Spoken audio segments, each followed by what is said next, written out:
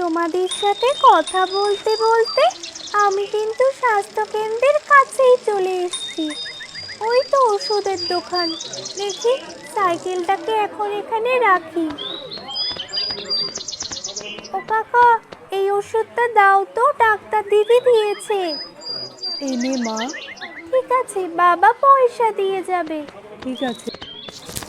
আমার ওষুধ নেওয়া হয়ে গেছে, এখন আমি বাড়ি যাই।